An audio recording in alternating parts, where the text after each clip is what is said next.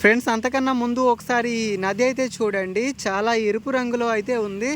అలాగే ఒక పెద్ద మౌంటైన్, ఒక పెద్ద కొండ మన ఎదురుగా ఉంది. మీరు చూస్తున్నట్టయితే కొండ సైడ్ నుంచి దరిలో అయితే ఈ వాటర్ పారుతుంది నది. ఈ నది పేరు నేను అనుకున్న బంసధార నది అనుకున్నా, బట్ అది కాదో తెలియదు, నాకైతే ఐడియా కరెక్ట్గా లేదు. మీకు తెలుసుంటే పక్కా అయితే చెప్పండి. అలాగే ఈ కొండలు ఇవన్నీ చూస్తే చాలా బాగుంది. నేను ఇప్పుడైతే రైడ్ స్టార్ట్ చేయబోతున్నా. రాహుల్తో వచ్చాను కదా, చూడండి రాహుల్ కూడా నాతో వచ్చాడు. రాహుల్ హాయ్ చెప్పి. అలాగే మేము ఒక చిన్న బ్యాగ్ అయితే పట్టుకున్నాం, దాంట్లో కొన్ని బట్టలు అలాగే ఒక వాటర్ బాటిల్ పట్టుకున్నాం. మేమైతే డ్యూక్లో వచ్చాం. ఇక్కడి నుంచి సుమారుగా ఒక 100 కిలోమీటర్స్ అయితే ఉంటుంది. ఫ్రెండ్స్ మనమైతే ఇప్పుడు రైడ్ స్టార్ట్ చేసేపోతున్నాం. హెల్మెట్ అయితే పక్కా అయితే తీసుకోవాలి మనము. సరే మనమైతే ఇప్పుడు స్టార్ట్ అయిపోతున్నాం.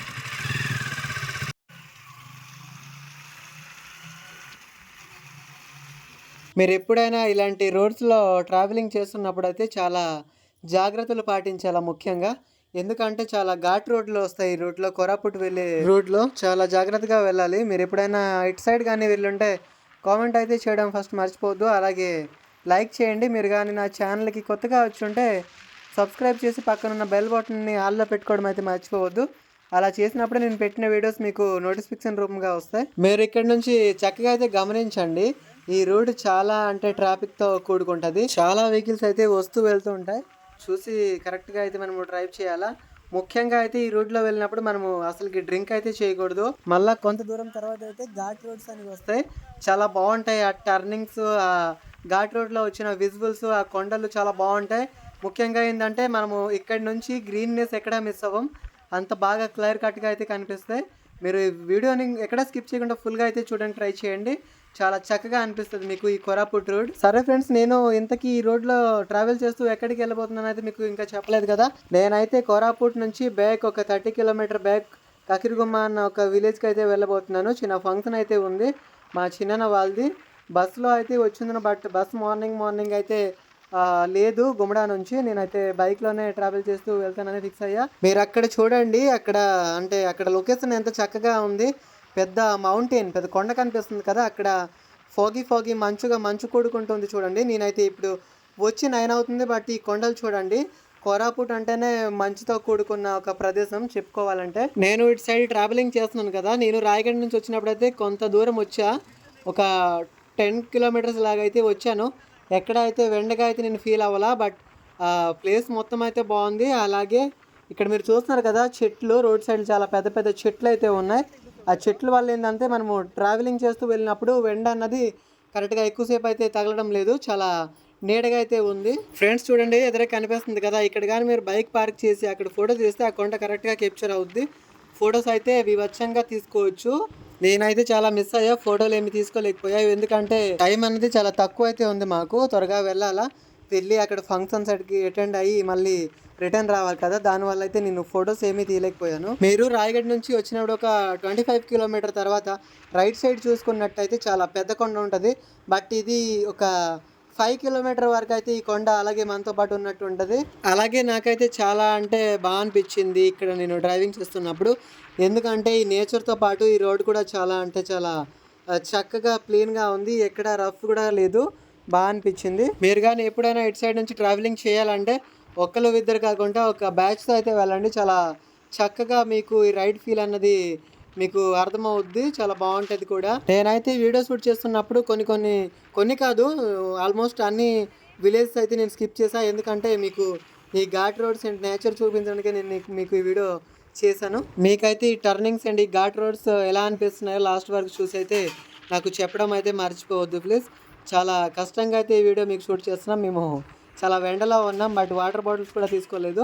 ఎక్కడో ఒక దగ్గర వెహికల్స్ యాప్ అయితే షాప్లో వాటర్ బాటిల్స్ తీసుకుంటాం. అలాగే ఇప్పుడు ఈ సమ్మర్స్లో ప్రతి ఒక్క విలేజ్లో ఏంటంటే వాటర్ మట్టి బిందుతో ఉంచుతారు, చాలా బాగా అనిపిస్తుంది ఆ వాటర్ తాగడానికి. అలాంటివి ఏమైనా కానీ ఉంటే పక్కా అయితే మనము ట్రై చేస్తాం. ఎందుకంటే చాలా చల్లగా ఉంటాయి అది ప్రదేశంలో, చల్లనన్న ప్రదేశంలో చల్లగా ఉంటాయి వాటర్ ఉంచుంటారు మట్టి బిందులు. అది కూడా నేనైతే ఎప్పుడైనా ఇలాంటి ట్రావెలింగ్ సమ్మర్స్లో చేస్తే పక్కా వాటర్ తాగేసే వెళ్తా, మన హెల్త్కి కూడా చాలా బెనిఫిట్స్ ఉంటాయి. అలాగే మీరు ఇక్కడ చూస్తున్నట్టయితే చిన్న డౌన్ అన్నది ఉన్నది. ఈ డౌన్ తర్వాత అయితే పెద్ద ఒక ఘాట్ అయితే వస్తుంది. ఆ అదే ఈ ఘాట్ చూడండి, టర్నింగ్తో పాటు ఘాట్ చాలా డేంజర్. వెహికల్ చాలా సైడ్ అవుతుంది, డ్రాగ్ అవుతుంది. ఈ రోడ్స్ ఏంటంటే చాలా యాక్సిడెంట్స్ జోన్స్ ఏరియా, ఎక్కడ పడితే అక్కడ యాక్సిడెంట్లు అయ్యాయి. నేను కొన్ని ప్లేస్లో చూశాను. కొన్ని అదే రోడ్ సైడ్స్లో ఉంటాయి కదా కొన్ని ఐరన్స్, అవి అయితే బెండ్ అయిపోయినాయి.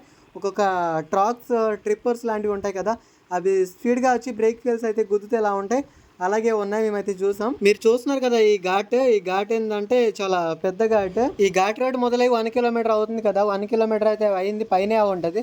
బట్ ఇప్పటి వరకు అయితే ఈ ఘాట్ రోడ్ ఎండ్ అవ్వట్లేదు, చాలా లాంగ్ అయిన ఘాట్ ఇది. మీరు కానీ ఇలాంటి ఘాట్ రోడ్స్లో ప్రయాణమిస్తే ఇప్పుడైనా మంచి పెద్ద వెహికల్స్లోనే మీరైతే రావాలా, ఎందుకంటే పికప్స్ అన్నది ఈ రోడ్స్కి చాలా అవసరం. లేకపోతే మీకు ఈ ట్రావెలింగ్ బోర్ కొట్టేస్తుంది అండ్ విజర్ కూడా ఉంటుంది. ఫ్రెండ్స్, మేమైతే కొంత దూరం మళ్ళీ వచ్చి అయితే ఈ ఎండ వల్ల అయితే మాకు దిమ్మ తిరిగిపోతుంది. అక్కడ బైక్ అయితే పార్క్ చేసాం మేము, అయితే ఇక్కడైతే వాటర్ అయితే తాగడానికి అయితే వచ్చాము. రాహుల్, వాటర్ చల్లగా ఉందా? చల్లగా ఉంది ఫుల్గా.